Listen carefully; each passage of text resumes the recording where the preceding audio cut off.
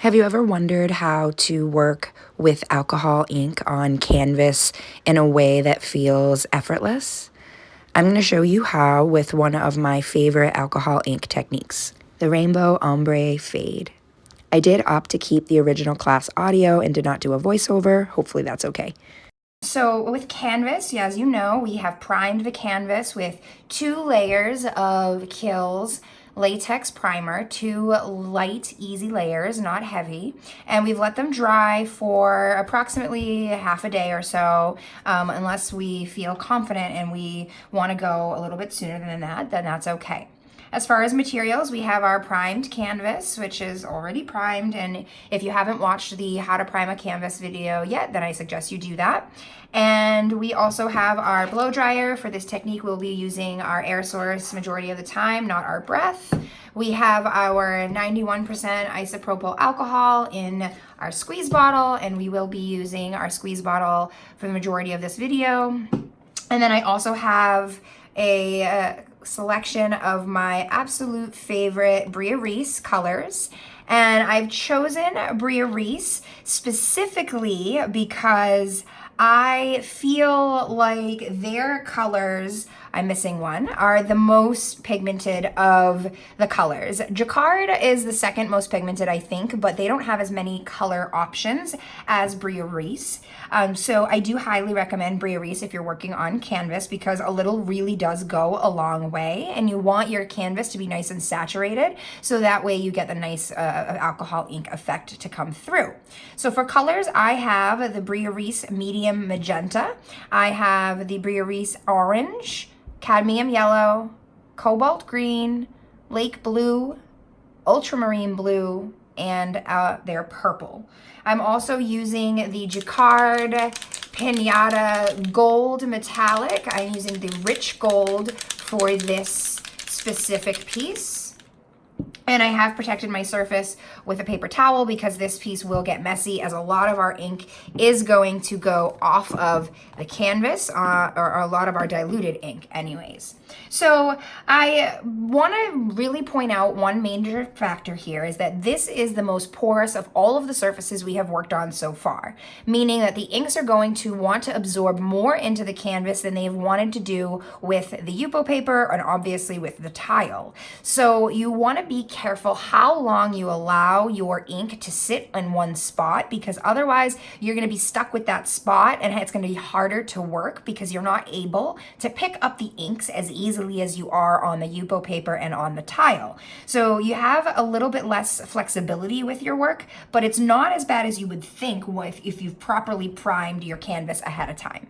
So I'm going to start with my rainbow pattern, and I am going to start by adding some alcohol to the canvas first. And because I'm doing a kind of lateral ombre effect here, I'm just going to go along the edge of the canvas with the alcohol. And then I'm also going to take my magenta pink and I'm going to apply that along the alcohol as well. And I'm going to apply a pretty good amount of the ink, not so much that I've outnumbered my alcohol. I still want the amount of alcohol to outweigh the amount of ink that I'm putting down, but I want to make sure that I am putting enough ink down that it is saturating into the canvas, because it's not going to stay on the surface quite as much as it does with your non-porous surfaces. So I'm going to use my air tool until that area is completely dry, and then I'm going to go along the edge again with some more alcohol, and I'm going to push that alcohol into and out of my dried ink, just like we've done in other parts of the course. And by doing this, I'm starting to create some dimension in the piece and some contrast in the piece as well.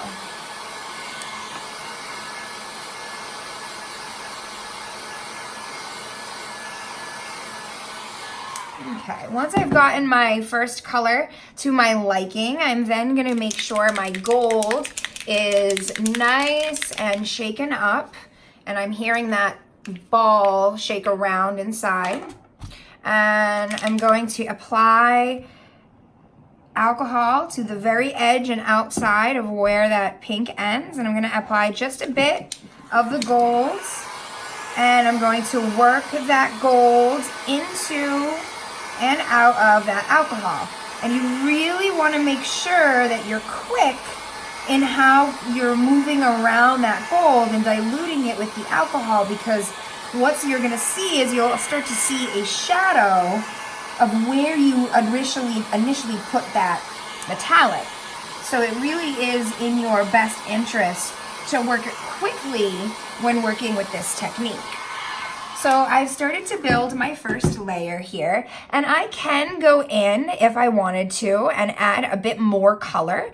The more color that you add and the more that you saturate your canvas with canvas, the better, because over time what will happen is the canvas might fade and the colors might fade. So it is good to make it nice and diluted, but I'm just going to kind of go in now. I'm going to go with my second color, and this time I've actually added the orange first. And because I added the orange first, I'm going to make sure that I added a bit more of the alcohol so that it's properly diluted.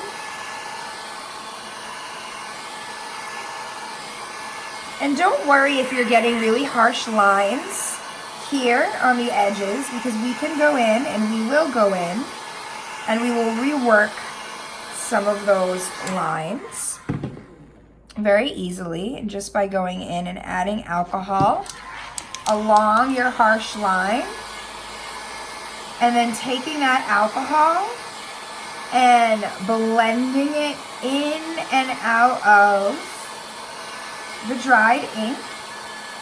And if you get any of that humidity, that's okay. You can just kind of blotch that up a bit.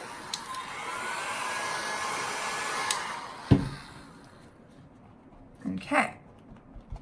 Again, you can, just like you did with the Yupo paper and the canvas, if you get any humidity, you can blot it up. All right, so I'm not really liking the way that's looking there, so I'm going to actually go in with a bit more magenta. And remembering not to do so much ink that you're stuck with a blob. You still want to make sure that the ratio of alcohol to ink is more alcohol to ink. You don't want to have more ink to alcohol, because you will end up with a muddy mess. So I'm pushing around some of the color, creating a bit of depth in my ombre fade here.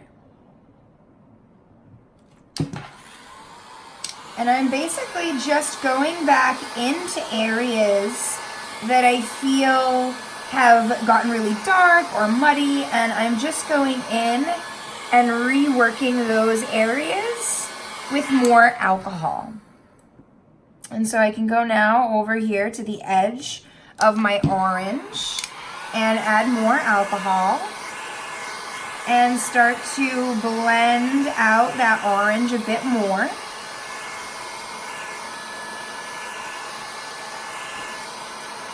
Again, creating a bit more depth in your piece.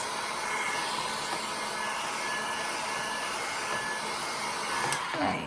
And now I'm going to go in and add more alcohol here, and you're already starting to see the yellow, the natural yellow coming through in the orange. But I am going to go in and add some cadmium yellow here to really accentuate this rainbow that we're going for.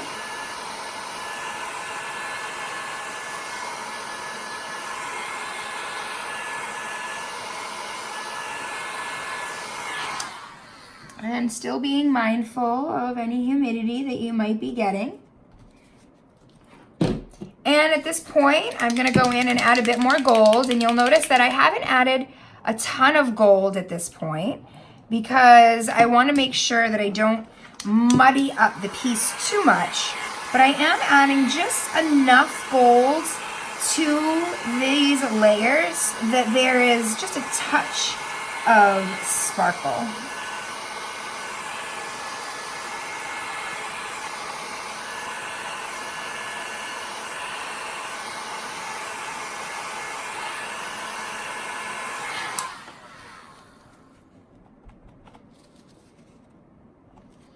Good. And I'm gonna harden up this, or soften up this line here. And every time I'm softening up a line or I'm trying to blend, I'm just going in with a bit more alcohol, and I'm pushing that alcohol into and out of the dried ink in order to create a nice fade. Excellent. Now we move on to our cobalt green. And the cobalt green is definitely a darker color, so it's okay to dilute this one a bit more. And you can obviously choose any green that you want, any variation of colors that you want. If you don't have all of these colors to do a rainbow, you can just do patterns of different colors. Doesn't have to be the rainbow. Okay, and I'm feeling like I want to go in and add a bit more gold. Just a little bit though, so I'm gonna just go ahead and add in a bit more gold. Nice and diluted, so it's just a touch of shimmer. And working that alcohol into and out of your dried ink.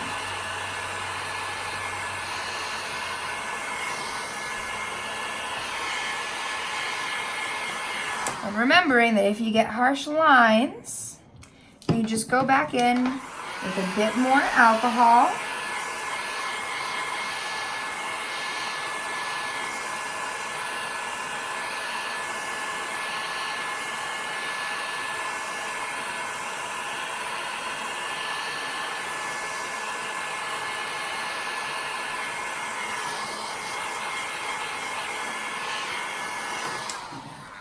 Excellent. And now moving on to our lake blue. And again, you can be using any colors that you want.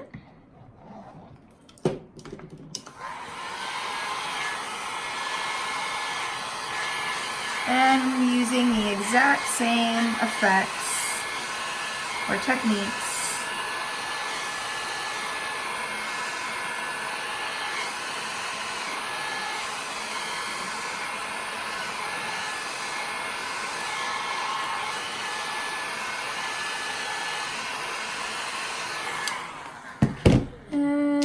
Go in with a bit of gold, making sure that you're mixing up your golds as much as you can.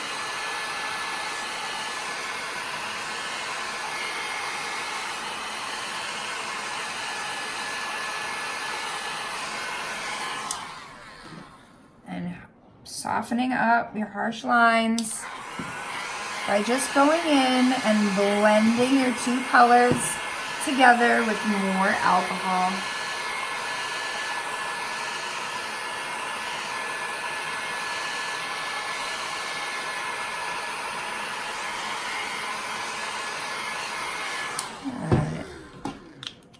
And now we move on to our ultramarine blue or indigo, whichever color you have access to.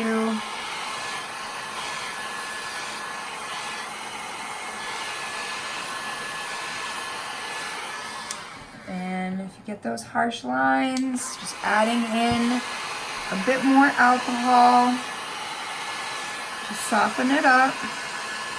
For some reason at this point I stopped actively teaching with my voice, and so now I'm gonna dub over with the last parts of this piece. You can always go back in and soften up any hard lines that you get when working with alcohol ink. It's a little trickier on canvas because the ink settles into the canvas and absorbs, but it is possible to rework and soften the alcohol ink if you don't apply your ink too thick.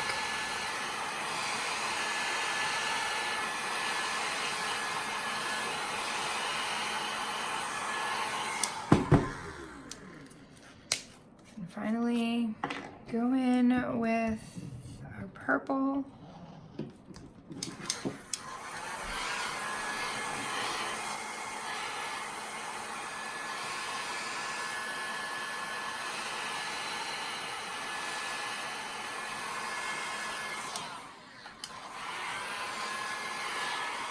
And go ahead and pick up any of the humidity that you might be getting in your pieces. And it's okay if you're not sure how much ink to put down in comparison to your alcohol right away. I think that's one of the trickier parts about alcohol inks is learning your muscle memory with the inks. And so what I mean by that is learning how much ink, depending on the brand, the color, to apply for your squeeze. Like if you think about a bartender, some bartenders have a heavy pour, some bartenders have a light pour. And you're going to figure out pretty quickly, am I someone who tends to squeeze too hard and add too much ink, or am I somebody who tends to not add enough ink? And you'll find your happy medium. It's very rare that the first time you work with alcohol inks, or even the second or the third time you work with alcohol inks, you're just familiar with how much to apply. And I find that ratios are kind of hard with inks because it really depends on the effect you're going with. So I really recommend trusting your intuition or learning to hone in the trust in your intuition. And so now I'm just going in and finding any areas that I want to brighten up with a bit more metallic. And when I'm adding the metallic, I'm adding the alcohol down first so that the metallic doesn't settle into the canvas. And I'm taking my blow dryer and blending it right away and not giving the metallic ink enough time to settle and stain the canvas so that it becomes harder to move.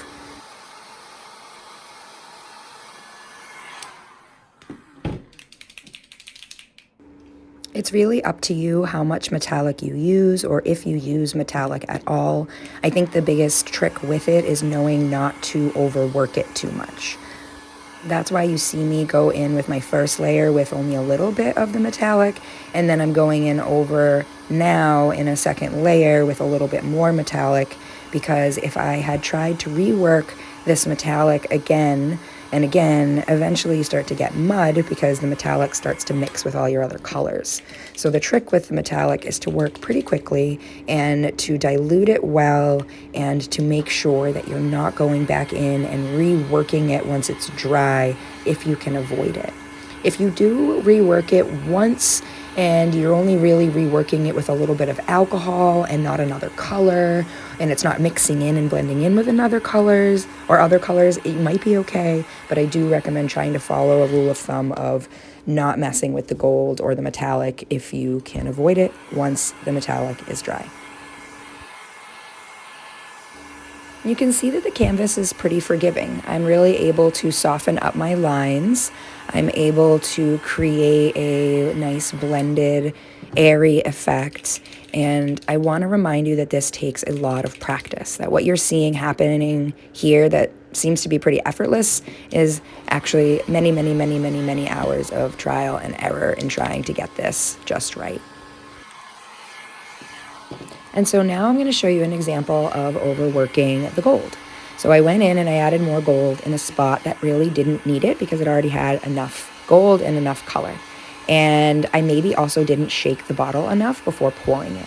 Sometimes if you don't shake the bottle immediately before applying it, even if you shook the bottle 3 minutes ago, the chunky metallic settles to the bottom. So shaking your bottle is vital. And you'll see here, this area is starting to look a little muddy. So I'm going to show you what happens if you get an area that feels muddy. You want to take a paper towel and you want to dilute the area with alcohol and then just wipe away the area that is muddy and go back in with alcohol and a little bit of that same color, and you will kind of bring back the dimensionality of the color. I did add a little bit more metallic in here because I picked most of it up. I maybe could have skipped that and just gone in with the blue, but overall the lesson is that I had enough gold at that point and I could have stopped and not added any more gold with the blue in the first place. But you see that it is forgiving, and we're going to fix it and get it back to a place, hopefully, that we're happy with. But if you end up in a position where you're mad because you feel like you, quote unquote, ruined it, This is a moment to remind yourself that this is a learning curve, and that you are going to make mistakes, and you're going to make mistakes even when you feel like you should be a pro by now, and you'll make mistakes when you're teaching a course. It's going to happen. And so letting go of the expectation that you're always going to create perfect art is going to save your mental health, and it's going to save you from burnout and allow you to continue to create even if you don't love every single piece that you make. That is why we call this intuitive art, because our intuition is going to guide us into the lessons and the creations that we need to make. And sometimes the lesson is that we have to make a mistake to learn. And I actually like the way that this looks right now. So I'm going in and I'm reworking, and from this perspective, I probably could have just stopped, but I'm just going to keep going, because sometimes when you get into the ink, it is hard to put it down. And so knowing your limit, knowing when your insides are saying, that's enough, and learning to walk away for a minute, learning to say, am I sure that this is done? And then knowing you can just walk away and come back, and the work will still be there. And you might just need a snack or a glass of water or a fresh perspective to decide what to do next. Now I'm going to add my final little touch, my favorite little touch. And wait, what am I doing? Okay, apparently I thought I was going to do one thing, and I'm adding in more gold. See, this is a lesson to my past self that I should have stopped there, because it looked perfect. But something was telling me I needed more gold in that spot. And so we're risking, again, creating more mud, and we're witnessing me doing what I probably shouldn't have done. But here we are. And this is the beauty of teaching you while being human at the same time. And that's the thing. Sometimes you have a vision in your head, and your future self doesn't know what that future or that past version of you was picturing. And me now in this moment, I'm like, what was I going for here? Because it looks done, but I keep going. And that's the beauty of the inks, is you can kind of just keep going and going and going. It's also kind of the curse of the inks, is that you could keep going and going and going. And I think looking at this, I'm really trying to create dimension and trying not to have a flat piece. And I think that is something that I have mastered, if I can say that without sounding egotistical and narcissistic. I think I've mastered the dimensionality in inks, and I think that that's something that any striving alcohol ink artist can shoot for, is trying to create dimensional work. It's very easy to create a flat alcohol ink piece, and you can see here that it kind of feels like you're moving into the piece rather than just staring at a bunch of ink pores on a canvas, which is beautiful in itself. But I think why I keep going back in here and creating is because I wanted it to feel a bit more like you were moving into the canvas. Okay, now it's time to add my final touch, my favorite final touch, the gold splatter. You'll need a pipette and a little container for this. I have these little glass salt jars that I use that are really perfect. And so I'm putting the freshly shaken gold into my glass container. I'm taking the pipette and adding the gold into the pipette. And then I'm squeezing out most of the gold. And then with whatever little bit of gold is remaining in the pipette, I squeeze out the air over the canvas from kind of a little bit of a high up height, and I splatter it onto the canvas. And the trick here is to make sure that your gold is freshly shaken, because if not, you'll just kind of get little blobs of alcohol and no ink, and it'll look weird. So if you want those dimensional splatters, that's how you do it. And here you go. There is our rainbow ombre alcohol ink on canvas. I hope you enjoyed this. This was an older class from my e-course that I am slowly going to be moving on to YouTube, and I am excited to offer more. So if you like this class, please hit subscribe, please hit the like button, and give me a follow on my other social platforms. I hope to be seeing a lot more of you all soon. You can also feel free to drop any questions in regards to materials and things like that. I really need to work on getting an Amazon list going so that you can just buy directly from that. Eventually that will be linked, but for now, the materials list in the beginning should cover it. Thanks, guys.